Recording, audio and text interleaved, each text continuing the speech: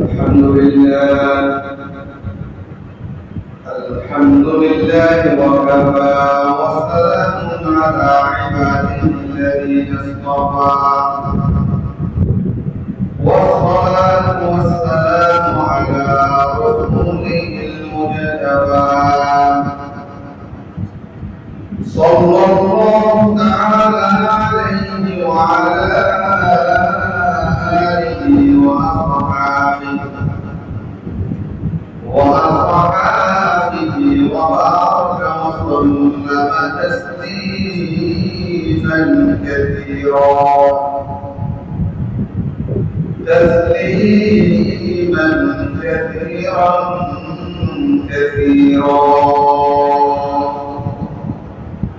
أما بعد فأعوذ بالله من الشيطان الرجيم بسم الله الرحمن الرحيم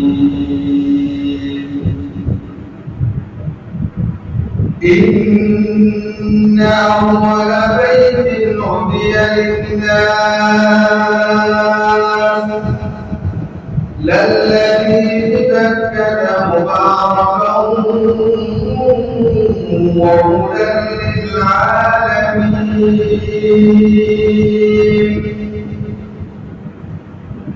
صدق الله العظيم اللهم صل على سيدنا محمد وعلى آل محمد كما صليت على إبراهيم وعلى آل إبراهيم إنك حميد مجيد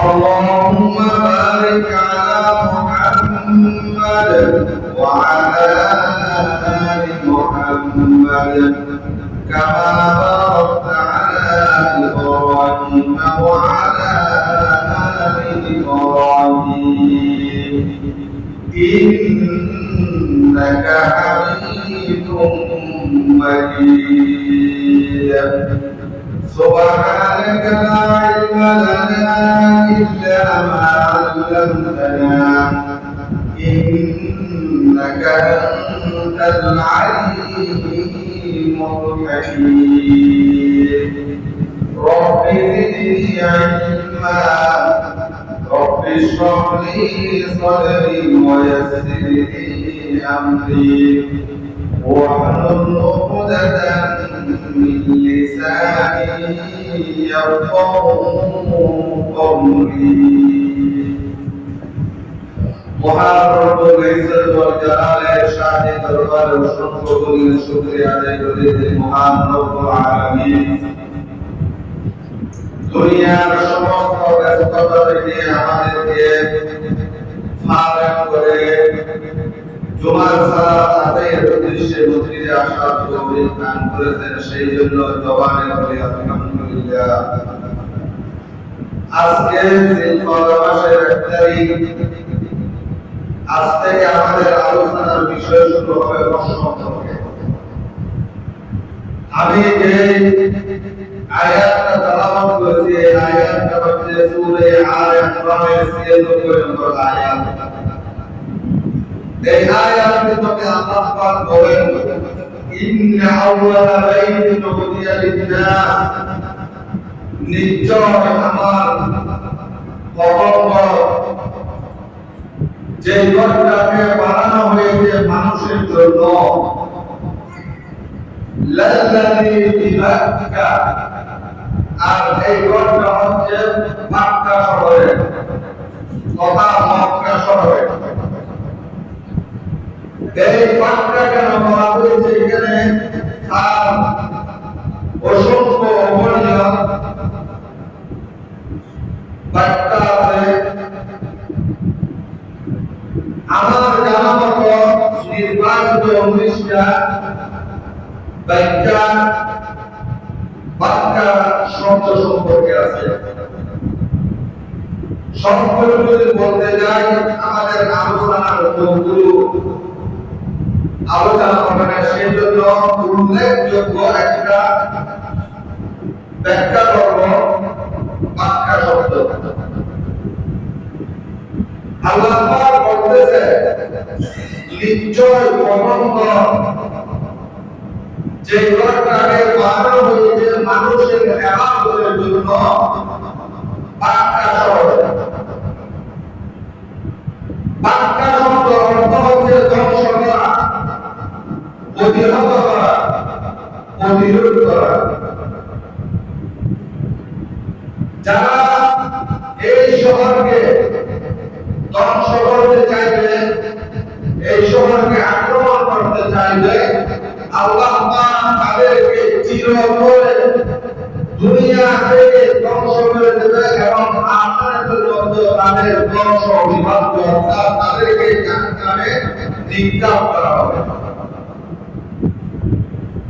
তার ঘটনা আল্লাহ পাক সূরা ফিলের মধ্যে 30 পারা সূরা ফিলের মধ্যে উল্লেখ করেছে। আলাম তারা কাইফা ফাআলা রাব্বুকা বিআসহাবিল ফিল। তোমরা কি দেখো নাই আমি আল্লাহ হাতিওয়ালাদের সাথে কি আচরণ করেছি? আসহাব শব্দ অর্থ হলো ওয়ালা, ফিল মানে হাতি। আল্লাহ পাক হাতিওয়ালাদের সাথে কি আচরণ করেছে? তাফসীরের মধ্যে আসছে এই বাক্যা শব্দ অর্থ ধ্বংস করা। কাকে ধ্বংস করবে? যিনি মক্কার উপর আক্রমণ করবে, মক্কা শহর। তার মধ্যে আল্লাহ রাসূল দুনিয়াতে আসার 2 মাস অথবা 1 মাস আগে আসহাবে ফিলের একটা ঘটনা হয়েছে। হাতিওয়ালা আবরাহা মক্কাকে ধ্বংস করার জন্য হাতি নিয়ে মক্কা শহরে আসছে। কি জন্য আসছে? যখন নাকি ইয়ামান দেশের মধ্যে উমাইর গোত্রের একজন বাদশা ছিল, যার নাম হচ্ছে জুনাওয়াস অথবা জুনাওয়াস। এই বাদশা ইয়ামানের ঈসা আলাইহিস সালামের ধর্মের অনুসারী ছিল, কিন্তু তারা ঈসা আলাইহিস সালামের ধর্মকে বিকৃত করে দিয়েছে। তার মধ্যে কিছু লোক সঠিক ঈসা আলাইহিস সালামের ধর্ম পালন করত। এই জুনাওয়াস বাদশা কি করল? যারা সঠিক ধর্মের উপর আছে তাদেরকে ধরে এনে একটা গঠন করতে পেরে সবাইকে আগুন দিয়ে হত্যা করেছে। তার মধ্যে একজন বেঁচে যায়, তার নাম হচ্ছে একজন ঈসা আলাইহিস সালামের সঠিক ধর্মের অনুসারী দাউদ জুসালামা। উনি বেঁচে যায়। বেঁচে যাওয়ার পরে উনি কি করল? ইয়ামান থেকে পালায়ন করে রোম দেশের মধ্যে চলে যায়। তখন রোমের বাদশা ছিল কিসরা। কিসরার কাছে গিয়ে বলতেছে, আমাকে আপনি বানাবেন এবং আমাদের দেশের মধ্যে সঠিক ধর্ম যারা পালন করে তাদের সবাইকে হত্যা করে দিয়েছে, আমি পালিয়ে ওখান থেকে চলে আসছি। এই কথা বলার পরে রোমের বাদশা কিসরা একটা চিঠি লিখল আবিসিনিয়ার বাদশা নাজ্জাশীর কাছে।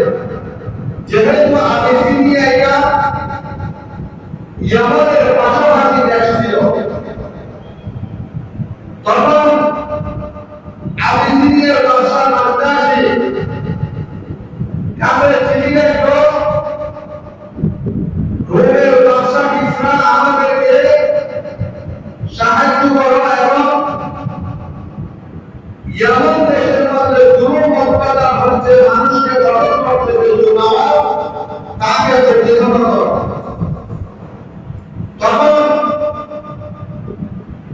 নজ্জাশীর সেনা প্রধান ছিল, একজনের নাম হচ্ছে উমাইর ইবনে আমির ইবনে আব্বাস, আরেকজনের নাম ছিল আবরাহা ইবনে ফাহাম অথবা আবরাহা ইবনে সালাম। এই দুজনকে সেনা প্রধান হিসেবে নিযুক্ত করে দাউদ জুলসালাবাকে নিয়ে তারা ইয়ামানের মধ্যে লড়াইয়ের উদ্দেশ্যে রওনা হলো।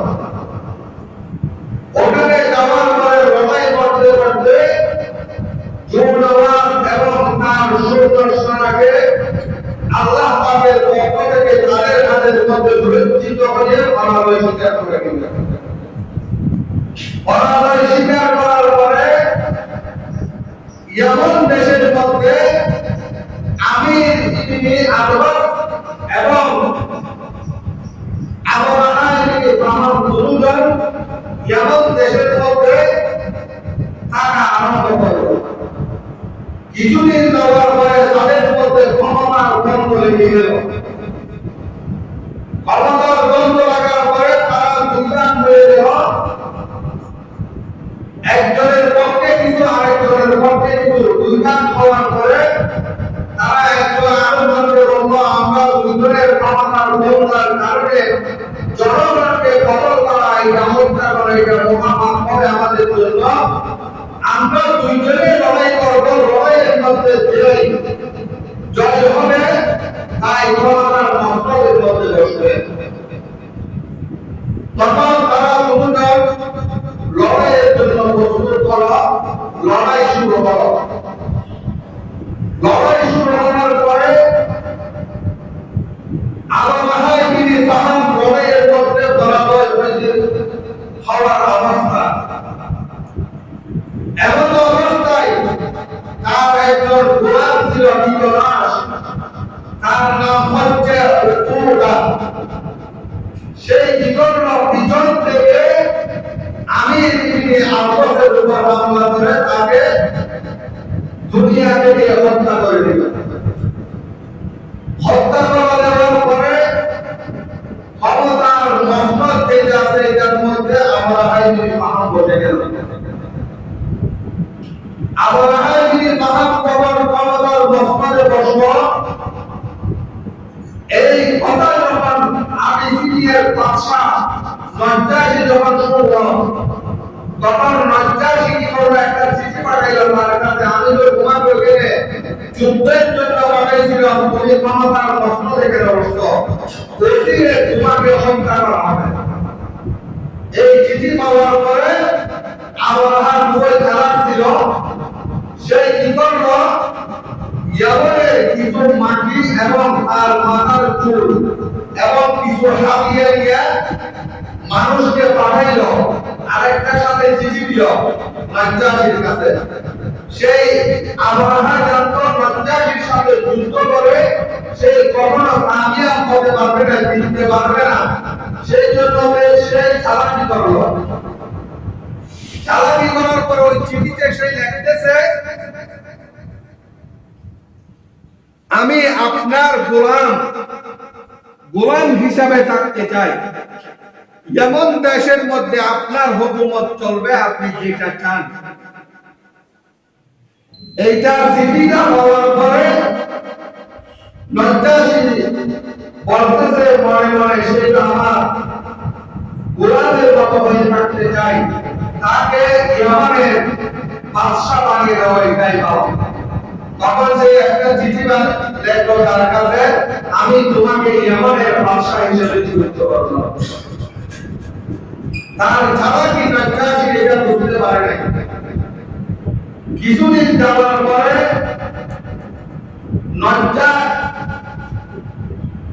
আবরাহা ইয়ামান দেশের মধ্যে একটা গির্জা বানাইল, বহু উঁচু এইটার নাম হচ্ছে কালিস। কালিস কেন নাম রাখা হয়েছে?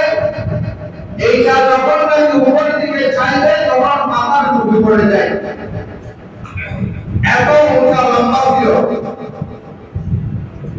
সেই জন্য এটার নাম রাখা হয়েছে কালিস।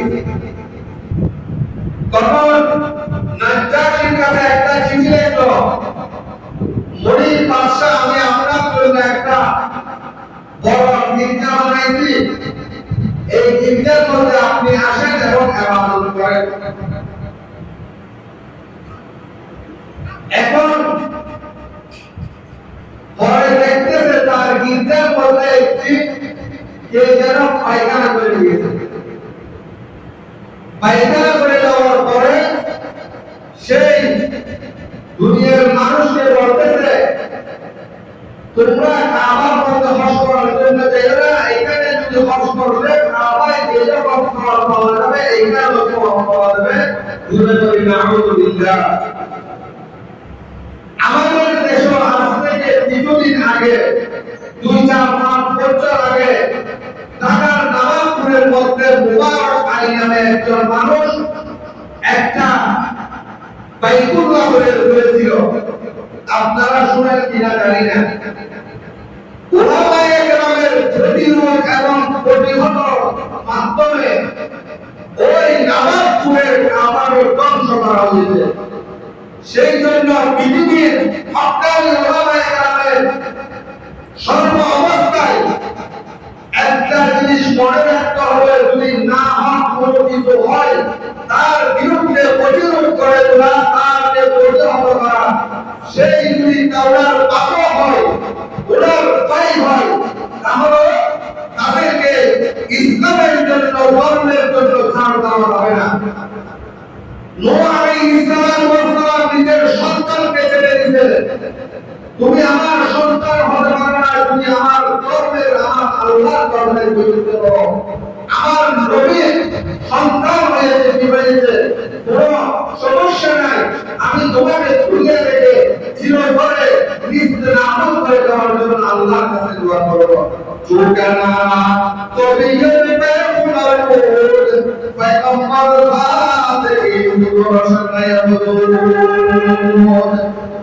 নবীর সন্তান হলো, ওই সন্তান যদি ধর্মপ্রচার না হয়, ওই সন্তানকে দুনিয়া থেকে বিতাড়িত করা, প্রতিরোধ করা ওই নবীর জন্য খরচ হয়ে যায়। তখন সেই কি করলো, ওই গির্জা, লম্বা গির্জা যেটা বানাইছে, এইটা বলার পরে পায়খানা যখন করে দিতে, সেই বলতেছে আমি এখন আর কাবাকে রাখবো না, কাবাকে দুনিয়া থেকে ভেঙে মোড়ানো করে দেব। তখন সেই হাতিমিয়া ওখান থেকে, ইয়েমেন থেকে বাহির হইল।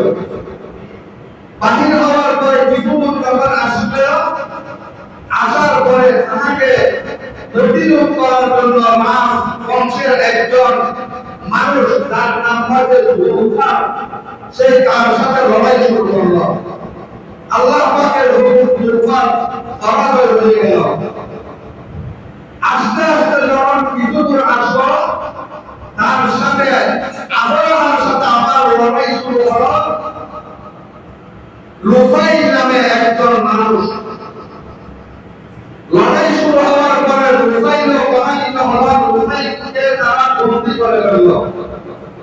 লুফাই মক্কার গলি গলি এগুলো তাই পরিচিত। তখন বলতেছে, তুমি আমাকে মক্কার রাস্তা দেখাও, আমি তোমাকে কিছু বলবো না, আমার সাথে তুমি থাকবে। লুফাই যদিও বা অন্য ধর্ম অবলম্বন হয়, তার দিলের মধ্যে কাবা শরীফের মহব্বত, ভালোবাসা ছিল, জুলফারের দিলের মধ্যে ভালোবাসা ছিল। তখন তারা আবরাহা মক্কার আগে একটা জায়গার নাম হচ্ছে মরমুর, এই মরমুর জায়গার মধ্যে আসলো। আসার পরে মরমুরের মধ্যে অবস্থান করলো। মক্কাবাসী যে সম্পদ ও ইত্যাদি এগুলোকে তারা বন্দী করে ফেলল। বন্দী করার পরে মক্কার সরদারের কাছে খবর দিল, একটা দুধ পাঠাইল। ওই দুধের নাম হচ্ছে হালাকা। হালাকাকে পাঠাইয়া বলল, ওদেরকে দিয়ে বলো আমরা তাদের সাথে যুদ্ধ করতে আসি নাই, আমরা শুধু কাবাকে ধ্বংস করার জন্য আসছি, কারোর সাথে আমরা যুদ্ধ করবো না। তখন হালাকা এই কথা যখন এসে মক্কাবাসীদেরকে বলল, মক্কার তখন সরদার ছিল রাসূলুল্লাহ সাল্লাল্লাহু আলাইহি ওয়াসাল্লামের আপন নানা আব্দুল মুত্তালিব। সুষম দেহের মানুষ ছিল, খুবই সুন্দর ছিল, লম্বা ছিল। উনি গোমস নামক ওই জায়গার মধ্যে দুধের সাথে আসলো। আবরাহা যখন উনাকে দেখলো, দেখার পরে সিংহাসন থেকে নেমে গেল। উনি খুবই সুন্দর মানুষ ছিল, লম্বা ছিল। তখন আবরাহা বলতেছে, আব্দুল মুত্তালিব, আমি তোমাদের সাথে যুদ্ধ করতে আসি নাই, আমি কাবাকে ধ্বংস করে চলে যাব। আব্দুল মুত্তালিব বলতেছে, তোমার সাথে যুদ্ধ করে আমরা বিজয় হতে পারবো না, যুদ্ধ করবো না, কিন্তু আল্লাহ এবার কাবাকে আল্লাহ পাক রক্ষা করবে। কিন্তু আমি আসছি, আমার 200 ভোট আপনি ভর্তি করে রেখেছেন, আমার ভোটগুলো দিয়ে দেবো। তখন আব্রাহাম প্রশ্ন করলো, তোমার এলাকার জনগণের প্রতি তোমার কোনো ভালোবাসা নাই, তুমি নিজের কোনো চাইতেছ, আর কাবাকে রক্ষা করার জন্য আমাদেরকে কিছু বলতেছ না। আব্দুল মুত্তালিব জবাব দিল, কাবা হচ্ছে আল্লাহ পাকের ঘর, আর উটের মালিক করেছে আমাকে আল্লাহ, সেই জন্য আমি উটের জন্য আসছি, কাবাকে রক্ষা করবে আল্লাহ। তখন আল্লাহ তার হাতিদেরকে নিয়ে মক্কায় প্রবেশ করলো। হাতি তফসিরের মধ্যে আছে, একটা হাতির নাম ছিল মাহমুদ, এটা সবচেয়ে বড়। মাহমুদ শব্দের অর্থ হচ্ছে প্রশংসিত। তফসিরের মধ্যে আছে 12টা অবয়ব, 8টা হাতি, তার মধ্যে সবচেয়ে মাহমুদ নামে হাতিটা বড়। সেই জটিকা হাতি পায়ের মধ্যে শিকল বেঁধে দিল। তফসিরের মধ্যে আছে শিকল গলায়ও আছে। সেই মনস্থ করলো হাতির পায়ের সাথে শিকল থাকবে, আর শিকল গুলো কাবার সাথে বেঁধে দেওয়া হবে। সবাই যখন টান মারবে, কাবা একসাথে পড়ে যাবে। তার এই এবাদত করার আগে আব্দুল মুত্তালিব তার পুত্রের কাছে গিয়ে বলতেছে, সবাই পাহাড়ের ভিতরে চলে যাও, ঘরের মধ্যে থাকো না, আমরা আসতেছি কাবাকে কি করার জন্য, ধ্বংস করার জন্য। রাতের বেলায় কিছু মানুষ নিয়ে আব্দুল মুত্তালিব কাবার চত্বরে গেলেন। যাওয়ার পরে অন্য ধর্মাবলম্বী ছিল, কাবার গিরাতকে ধরে, কাবার দিওয়ালকে ধরে খুবই প্রচুর কান্নাকাটি করতেছে। বলতেছে, হে আল্লাহ, এই ঘরের মালিক হচ্ছে আপনি, আর এই ঘরের রক্ষার দায়িত্ব আপনার, আপনি এই ঘরকে রক্ষা করুন। যখন এই দোয়া করে চলে গেল সকালবেলা, তারপরের দিন সকালবেলা হাতি গুলো আসছে। হাতির কানের মধ্যে মুসাইল যে একজন মানুষ, তার সাথে বনের মধ্যে আল্লাহর সাথে লড়াই করার জন্য প্রস্তুত ছিল, তাকে বন্দী করলো। সেই হাতির কানে কানে গিয়ে বলতেছে, হাতি, তোমাকে কে বানাইছে? আল্লাহ বানাইছে, আর এই ঘরের মালিক হচ্ছে আল্লাহ। তুমি যদি এই ঘরকে ধ্বংস করো, তাহলে আল্লাহ পাক তোমাকে দুনিয়া থেকে ধ্বংস করবে। হাতির কানে কানে সত্য বলার সাথে সাথে হাতিকে ওখানে বলে গেল। হাতিকে উঠানোর জন্য এত চেষ্টা উঠবে না। উঠলো হাতি সামনের দিকে যায় না, হাতি যায় পিছনের দিকে।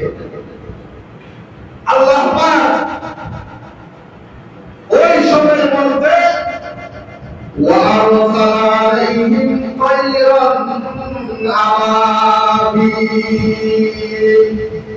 যাকে যাকে পাখিগুলোকে পাঠিয়ে দিল। ওই পাখিগুলোর নাম কি আপনারা জানেন? এই পাখিগুলোর নাম কি? না, পাখির নাম আবাবিল। আবাবিল হচ্ছে যাকে যাকে, আবাবিল শব্দ অর্থ হচ্ছে যাকে যাকে, উপরে আকাশের মধ্যে যাকে যাকে, এই দেখে এটা গলত করছে আবাবিল। এটা বহু বছর, বীর শব্দের বহু বছর হচ্ছে আবাবিল, আর অর্থ হচ্ছে যাকে যাকে।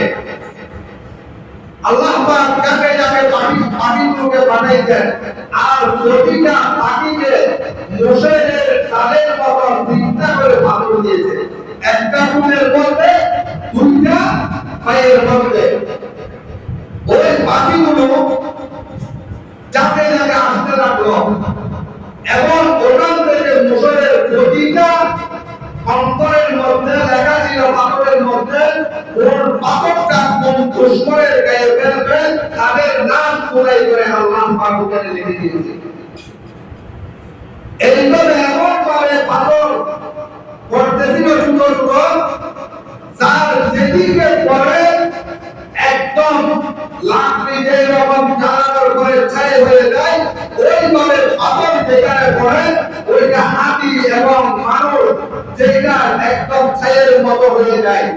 তফসিরের মধ্যে আছে পশু যখন নাকি খাবার খায়, ওই খাবারগুলো খাবার পরে ভুসি ইত্যাদি যদি ফেলে দেয়, তাহলে যেই রকম খাবার হয়ে যায়, ওইভাবে তাদের শরীরগুলো মাটির মধ্যে পিষে গেছে। এইটা দেখার পরে আবরাহা খুবই হর্মহত হয়ে, লজ্জিত হয়ে ইয়ামানের পথে ফিরে গেল। وَأَرْسَلَ عَلَيْهِمْ طَيْرًا أَبَابِيلَ تَرْمِيهِم بِحِجَارَةٍ مِّن سِجِّيلٍ فَجَعَلَهُمْ كَعَصْفٍ মাকুল। তাদের শরীরগুলো এমন ভাবে আল্লাহ পাক জমিনের সাথে ধ্বংস করে দিয়েছে। আবরাহা এক জায়গায় আঘাত পেয়েছে, সেই যখন নাকি ওখান থেকে পালিয়ে ইয়ামানে গেল, যাওয়ার পরে তার চতুর্পাশে সেই দেখে অন্ধকার ছাড়া কিছু দেখে না। এই অন্ধকার থাকা অবস্থায় সেই দুনিয়া থেকে মারা গেল, দুনিয়া থেকে জাহান্নামের রাস্তার মধ্যে চলে গেল। আবরাহা মরে যাওয়ার পরে আল্লাহ পাক এই মক্কা শহরকে বলতেছে, লাল্লাযী বিবাক্কাতা মুবারাকাও ওয়া হুদাল লিল আলামিন। আমি আল্লাহ এই জায়গার মধ্যে মক্কা শহর এইটাই প্রমাণ করতে চাই, দুনিয়ার মানুষ এই শহরকে ধ্বংস করার জন্য যারা পরিকল্পনা করবে, আমি আল্লাহ তাদেরকে দুনিয়া থেকে চিরতরে প্রতিহত করব। হুদাল লিল আলামিন, মুবারক, এইটা হচ্ছে আমার বরকতময় জায়গা। হুদাল লিল আলামিন, আর এইটা হচ্ছে পুরো দুনিয়ার জন্য হেদায়েতের পরগান। এই মক্কা শহর এই জন্য বলেছে আল্লাহ পাক মক্কাকে, যেন কেউ এইটাকে ধ্বংস করার জন্য, প্রতিরোধ করার জন্য, প্রতিহত করার জন্য কারো সাহস দেখানো হবে না। হুদাল লিল আলামিন, এইটা পুরো দুনিয়ার মানুষের জন্য হেদায়েত। যখন নাকি আদম আলাইহিস সালাতু ওয়াস সালাম এবং মা হাওয়া আলাইহিস সালাতু ওয়াস সালাম এই দুইজন কোথায় ছিল? জান্নাতে। কোথায় ছিল? তারা জান্নাতে বসবাস করতেছে। আল্লাহ পাক তাদেরকে বলে দিয়েছিলেন, লা তাকরাবা হাযিহিস শাজারা করো, কিন্তু ওই গাছের পাশে কখনো যাবে না, ওই গাছের পাশে যাবে না এবং ওই গাছের কোনো ফল খাবে না। একদিন কি হয়ে গেল, হযরত হাওয়া আলাইহিস সালাম জান্নাতের বর্ডারের মধ্যে চলে আসলো। বর্ডারের মধ্যে চলে আসার পরে দেখতে যে একজন বিদ্যার দাঁড়িয়ে আছে, খুবই সুন্দর। আসলে এটা শয়তান। শয়তান বলতেছে, তুমি কি হাওয়া? বলে হ্যাঁ আমি হাওয়া। আর তোমাকে একটা কথা বলবো। বলে বলেন।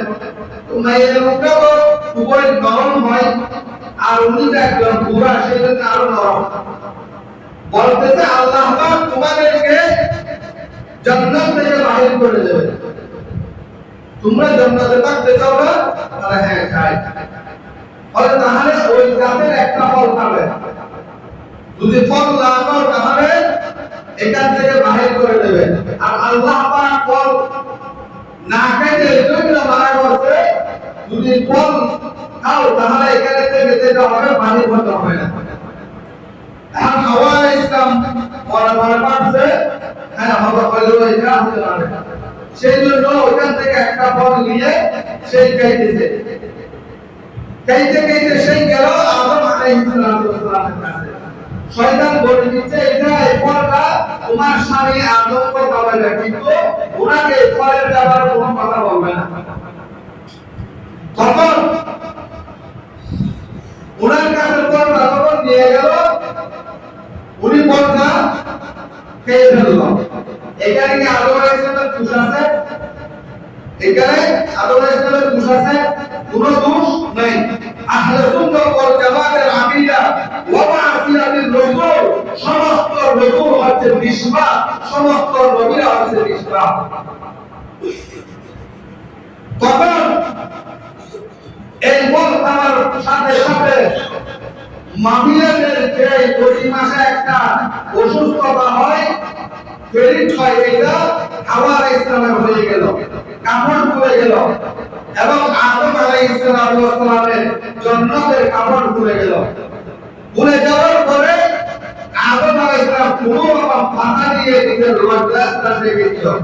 আল্লাহ পাক বলতেছে ইফরিত মিনহা জামিয়া, তোমরা এখান থেকে বাহির হয়ে যাও। ওখান থেকে বাহির হওয়ার সময় উনি ওখান থেকে বাহির করে নিয়ে শ্রীলঙ্কার পালনপুর মধ্যে পাঠিয়ে দিল আদম আলাইহিস সালামকে, আর মক্কার জিদ্দার মধ্যে পাঠিয়ে দিল হাওয়া আলাইহিস সালামকে। হাওয়া আলাইহিস সালামের কবর হচ্ছে জিদ্দার মধ্যে রবিল একটা জায়গা আছে, এটা সব বলদের আগে। তখন আদম আলাইহিস সালাম আল্লাহর কাছে দোয়া করতেছে, দোয়া করতে আছে রব্বানা যালামনা আনফুসানা ওয়া ইল্লাম তাগফির লানা ওয়া তারহামনা লানাকুনান্না মিনাল খাসিরিন। দোয়া করতে করতে ফাতাওয়া আলাইহি, আল্লাহ পাক ওনার দোয়াকে কবুল করে নিয়েছে। কবুল করে নেওয়ার পরে জিদ্দাকে বলা হয়। জিদ্দা এই শব্দটা আসছে জাদ্দা থেকে। জাদ্দা শব্দের অর্থ হচ্ছে দাদা, দাদি। তো মা হাওয়া আলাইহিস সালাম হিসাব করলে আমাদের হবে দাদি। এটা আমাদের মুসলমানদের স্তর হিসাবে আমরা ওনাকে মা বলি, আদম আলাইহিস সালামকে আদি পিতা বলি। এই জাদ্দা, এটা জিদ্দা যেটা আছে এটা জাদ্দা শব্দ থেকে আসছে। কবুল করার পরে একজন আরেকজনের সাথে আল্লাহ পাক মিলে দিয়েছে আরাফাত নামক স্থানে। আরাফাত এটা কোথায়? যারা হাজিরা হজ করতে যায় আরাফাত ময়দানে। আরাফাকে না বলা হয়, আরাফা এই জন্য বলা হয় একজন আরেকজনের সাথে ওইখানে চিনা হয়েছে, পরিচয় হয়েছে, সেই জন্য আরাফাকে আরাফা বলা হয়। এখন একজন আরেকজনের সাথে দেখা হলো, আল্লাহ পাক তাদেরকে ওইখান থেকে বাহির করে দেওয়ার আগে, বাহির যখন করবে তখন একটা ইয়াকুত পাথরের তৈরি একটা ঘর দিয়েছিল। ওই ঘরটার নাম হচ্ছে বাইতুল্লাহ। তবে এটা নিয়ে যাও, এটা পৃথিবীর একদম মাঝখানে রাখবা। এটার উপরে ফেরেশতারা যে ঘরটা তওয়াফ করে, এই ঘরটার নাম হচ্ছে বাইতুল মামুর। এটা ফেরেশতারা তওয়াফ করে। আর দুনিয়ার জমিনের মধ্যে যে ঘরটা দিয়েছে, এটার নাম হচ্ছে বাইতুল্লাহ। এটা দুনিয়ার মানুষরা তওয়াফ করবে, ইবাদত করবে। আদম আলাইহিস সালাম ওই ঘরটা ওখানে লাগাইলেন। পৃথিবীর চতুর্দিক থেকে যদি চাই, মক্কা শরীফ কাবাটা হচ্ছে একদম মাঝখানে। পৃথিবীর যে কোণ থেকে আপনি উত্তর, পশ্চিম, দক্ষিণ, পূর্ব দিক থেকে যে দিক থেকে হিসাব করবেন, এটা একদম দুনিয়ার মাঝখানে। তখন আদম আলাইহিস সালাম এটা তওয়াফ করতে লাগলেন। উনি মারা যাওয়ার পরে এই ঘরকে তওয়াফ করেছেন শীস আলাইহিস সালাম। শীস আলাইহিস সালাম ইন্তেকালের পরে এই ঘরকে তওয়াফ করেছেন, এখানে ইবাদত করেছেন হযরত নূহ আলাইহিস সালাম। নূহ আলাইহিস সালাম তওয়াফ করার পরে আল্লাহ পাক এই ঘরকে উঠাইয়া নিয়ে গেলেন আসমানের মধ্যে। নূহ আলাইহিস সালাম যখন দুনিয়ার থেকে ইন্তেকাল হয়ে গেল, এই ঘরটাকে আল্লাহ পাক আসমানের 4 নম্বর আসমানে উঠিয়ে নিয়ে গেল। নূহ আলাইহিস সালামের পরে নবী আসলেন হুদ আলাইহিস সালাম এবং সালেহ আলাইহিস সালাম। তারা ওই ঘরকে তওয়াফ করার জন্য বহু খোঁজাখুঁজি করতে পাইলে, তখন ওই ঘরটা 4 নম্বর আসমানে উঠে বেড়াইছে। তারা একটা চিহ্ন ধরে ওইখানে তাওয়াফ করে চলে গেল। চলে যাওয়ার পরে নূহ আলাইহিস সালাম এর 98 বছর আগে, অর্থাৎ আবু আলাইহিস সালাম দুনিয়াতে এই ওনার বয়স 950 বছর মত হয়েছে। 98 বছর আগে ওনার একজন সন্তান হয়েছে। এই সন্তান দুনিয়া থেকে পড়ার 98 বছর আগে। ওই সন্তানের নাম হচ্ছে সাম। ওই সন্তানের নাম সাম। এই সামের সন্তানের নাম হচ্ছে আরফাকশা। সামের সন্তানের নাম আরফাকশা। আরফাকশার সন্তানের নাম হচ্ছে কাইনানা। কাইনানার সন্তানের নাম হচ্ছে বাবেল। বাবেলের সন্তানের নাম হচ্ছে আবেল। আবেলের সন্তানের নাম হচ্ছে করা। করার সন্তানের নাম হচ্ছে শালাম। শালার সন্তানের নাম হচ্ছে আরবুর। আরবুর সন্তানের নাম হচ্ছে তারেক বা আদম। আদমের সন্তানের নাম হচ্ছে সাইয়্যিদিনা ইব্রাহিম আলাইহিস সালাম। ইব্রাহিম আলাইহিস সালাম দুনিয়াতে আসার পরে আল্লাহ পাক ওনার সাথে বিবাহ হয়েছে সারা আলাইহিস সালাম। এই সারা আলাইহিস সালামকে নিয়ে উনি ওনার এলাকা থেকে বাহির হইলেন অন্য ফিলিস্তিনের মধ্যে যাওয়ার জন্য। ফিলিস্তিনে যাওয়ার সময় মিশর এই জায়গাটা পড়ে। মিশরের একজন বাদশা ছিল, ওই বাদশার নাম হচ্ছে সালাম ইবনে ইসওয়ান। উনি জালেম ছিল। ওনার সেনাপতিরা খবর দিয়েছে একজন মানুষ আসতেছে, ওনার সাথে একজন মহিলা আছে, খুবই সুন্দর। সারা আলাইহিস সালাম খুবই সুন্দর ছিল। ওনার বয়স তখন 90 বছর। 90 বছর উনি বেশি সুন্দর ছিল। তখন বাদশার কাছে তাদেরকে ধরে নেওয়ার জন্য সেনাপতি পাঠাইছে। সেনাপতিরা ধরে নেওয়া যাওয়ার সময় একজন আরেকজনের সাথে পরামর্শ করতেছে, বলতেছে তুমি বলবা না। সারাকে ইব্রাহিম আলাইহিস সালাম বলতেছে তুমি আমার বিবি, এটা বলবা না। তুমি বলবে আমার ভাই আর আমি তোমার ভাই। আপনারা কষ্ট করতে পারেন, তারাও আসলে ভাই, বিবি আর স্বামী। কেন বললেন? এটা আদম আলাইহিস সালামের পুত্র থেকে যদি ওখান থেকে হিসাব করলে আমরা একজন আরেকজনের ভাই বলি। সেই জন্য ইব্রাহিম আলাইহিস সালাম বলতেছে তুমি বলবে আমার বোন আর আমি তোমার ভাই। এইরকম বললে হয়তো যে কি করবে না, কোনো কিছু করবে না। তখন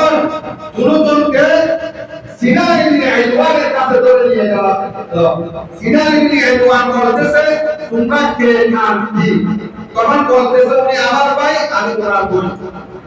হলে যাই হোক ভাই বোন ধরো, সেনাপতিদেরকে বলতেছে ওনাকে পুরুষকে নিয়ে যাও, এটাকে রাখো।